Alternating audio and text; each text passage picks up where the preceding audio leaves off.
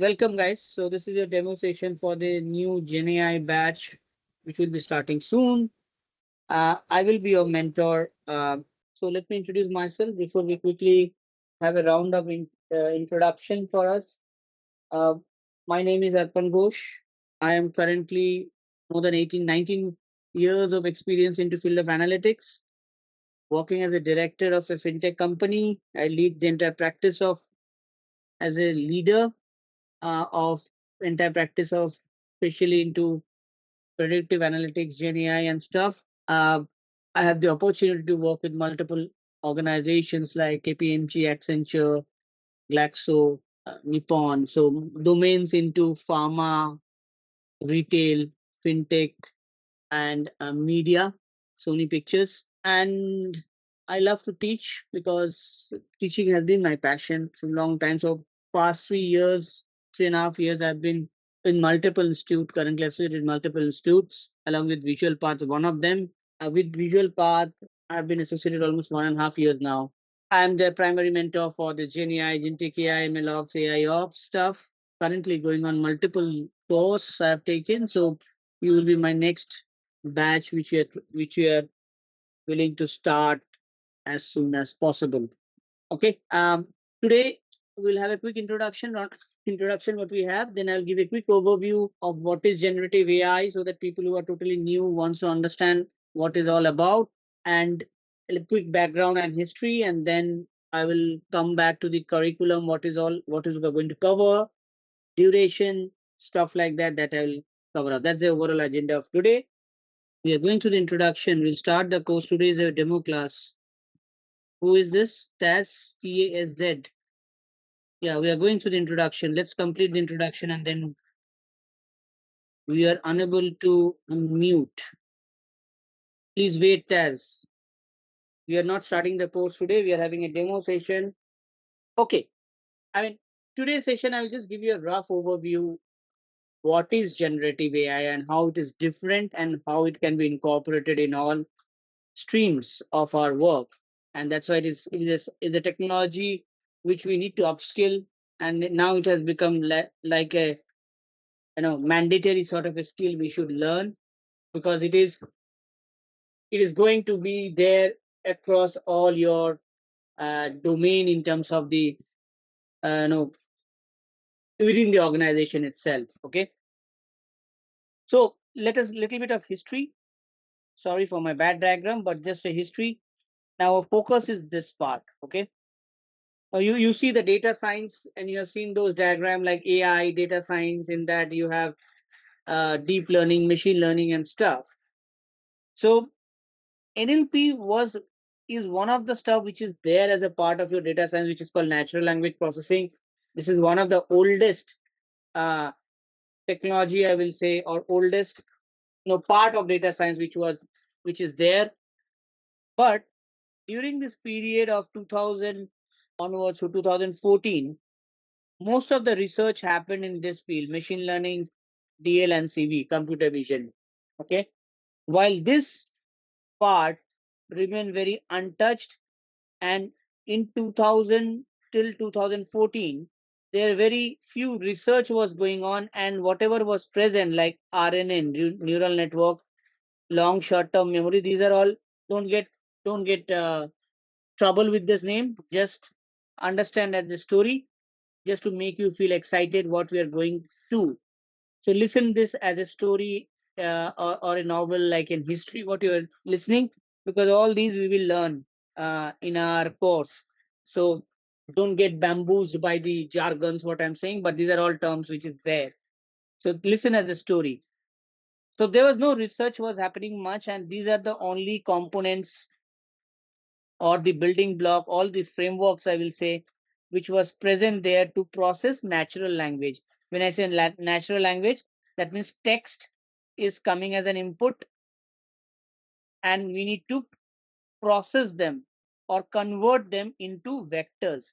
That was the only thought process which was there during this period, 2000 to 2014 onwards. Okay, so text to vectors. What are vectors? They're just like array of numbers. Okay, like a list of numbers, we can say, if you know in Python. Why it was required? Because machine does not understand textual language. That was the thing which was there. Now what happened post 2014, 2013, in that onwards? Now definitely our focus area is NLP, natural language processing. So post 2014 or 2013, 2014, in that range, you would have seen that there was a boom of big data came up. Data, especially unstructured data. It came up. Unstructured data was not able to be processed that way easily to ML, machine learning, and deep learning, because you need fixed size structured data, more of an input for them. So more of a textual data boom came up in that time, like data coming from sensors, data coming from feedback, data coming from reviews. So researchers post 2014, you could see lot of research started happening in this field, and research with the mindset of the researcher was how to process textual data. And they thought at that time how to process more of a sequence to sequence activity. That means I will give text as the input and text as an output I will get. That means sequence to sequence. That means when we are talking, we speak in sequence of words. That gives us the meaning. With that, you understand the context, right? So keeping that sequence to sequence activity in mind, lot of architectures, okay, came into, published, and the important ones we will cover in our course also. But just to let you know as a story, post 2014, important architectures like encoder, decoder, these are important. Why? Because you will come to know why. Attention models, these are all architecture name, right? Then came a state of art. You might have heard the name also, transformers. So when these architectures came into picture, especially transformers was published in 2016, 17, in that range. This became a building block or the main component to create large language model, which is our focus area. So transformers is the main building block of our large language models. And once the transformer was published architecture, it helps in transfer learning, parallel processing. So all these good things were there, and hence researchers in 2017, 18, they came up with large language model, and post that you have seen the boom of GPT. ChatGPT was released, and now you can see what has happened. So what is this large language models? Large language models are nothing but transformer based models. That means their building block are transformers based large models. Why large models? Because they're architecturally they're so huge. They are multi-layers. You will see transformer, you'll understand what I mean by that. They are also encoder decoder based models. You will see that what that mean. They have two components in that architecture, encoder and decoder. Okay, they are transformer based models.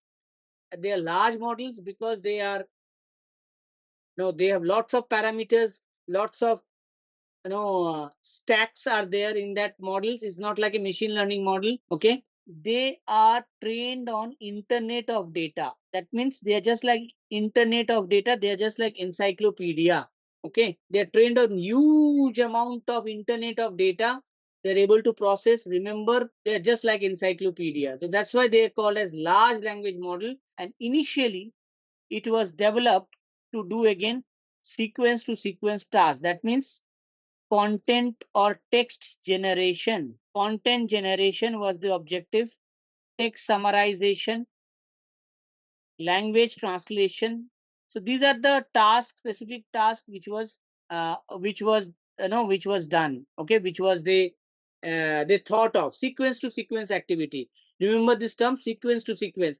Anything coming in sequence, our words which we say, they come in sequence, and the output we will also get in sequence. So anything sequence to sequence activity that we are going to get. Okay, but later on, it also evolved from LLM model. Later, they became chat model. What is chat model? They're not only trained on internet of data, plus they are trained on human conversational data. Okay, what does that mean? That means like a chatbot you can create. We will be creating chatbots. So anyway, we'll use chat models. That means, hi, how are you? The model is able to return, hi, my name is this, how are you? So this conversational type of data is different compared to my normal knowledge based data, like articles and stuff like that. So chat models was developed. So evolution happened from LLM model, it became chat model. Chat model which is trained on internet of data plus human conversational data. Okay, so these model got evolved, and later on now it became multimodal data, a multimodal model. That means not only text to text, text to image, image to text, voice to text, video to text, text to video, so multimodal.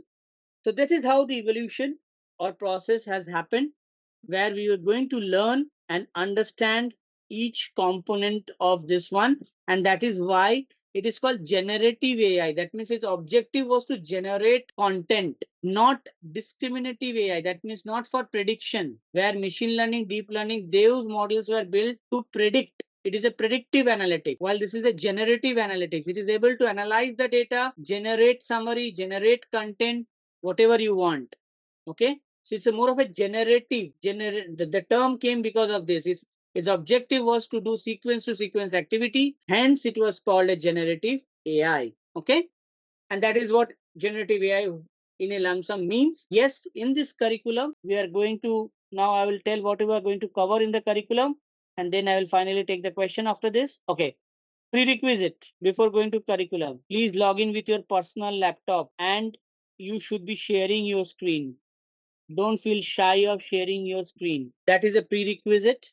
Nothing else. If you are a no coder, doesn't matter. We will start from the basics. Okay. Now I will give you a high level overview of the curriculum, what we'll cover. We will start with Python necessary topics, which is important for coding, creating applications in GenAI. We will cover NLP, because that is what the source thrust of this. We will cover all the architectures which is responsible both pre-LLM era and post-LLM era. Both we will cover. In this architecture, everything will come. Encoder, decoder, attention, transformers. This is a big topic, architectures. Then we will move into the LangChain. LangChain as one of the framework to create our LLM application. This is a big module. We will go in depth on LangChain, understand how we can create LLM applications using both open source LLM models from Hugging Face and all, also closed source LLM models, that is OpenAI, Minstrel, Meta, all these things we will try to use it and create this one. From this, we will move to RAG systems. RAG is a retrieval augmented generator. That means you want to expose your own personal data and want your LLM to answer on your personal data. So that RAG system we will see, and it's a big module. Okay, you will have multiple things: document loaders, output parsers, all these things we will understand. Text splitting, okay, vector database, vector store, all these things we will understand. Okay, I'm just giving a very high level overview. Then you will have agentic AI. This is also a big module where you will use lang graph. as the framework. Both LangGraph and LangChain will be used to create agents. We will understand what is agents, how agentic AI is different from Gen AI, so that we will understand. Then we will do projects. There are 5 projects which we will cover. Different projects we will give that can be uploaded in your GitHub. Okay. Some small topics we will also cover, like matrices to measure the accuracy of LLM model. We'll also cover ethical AI, that is guardrails. Guardrails we will cover. Okay. And also we will try to cover Langsmith as one of the framework, which is your LLM ops. Once you create a project, how do you productionalize the project and maintain those projects in production? This Langsmith will help us to understand that. Okay. So we will also cover an end-to-end, and everything will be practical. So out of your entire, it will be 60 hours sessions, Monday to Friday, 1 hour per day. So 5 hours a week. So in this 60 hours, 45 to 50 hours will be fully hands-on coding. That's why you have to log in with your laptop. You need to know, code, share your screen, do the coding. I will be sharing the code. I will explain what it is happening, implement that on your laptop and perform that. So you have to do this end-to-end entire thing. Okay. Along with that, after a few sessions, we will give assignments, which is outside this course hours, where you will do the assignment and share it with me, so that I can validate and know you do the practice accordingly. Okay. Once you enroll, 3 things will be shared to you. Okay. You will be part of a WhatsApp group where I will be part of also that. This WhatsApp group is for communication, especially for lifetime. Even after the course, you have anything to share, you have any issues, is a lifetime support you can get depending on the time availability, of course, but mostly for communication. You will get a Google Drive link. This is for your documents, study materials, codes, everything. You will also get a recording links separately, where these meetings which are recorded, those can be used. Okay. uh, these meetings and all, but I prefer, please join the live sessions until unless it is very urgent or necessary, so that we can it's the difference is there when once you do the recording and then once you do it practically. Okay. Thank you. Take care. Bye bye.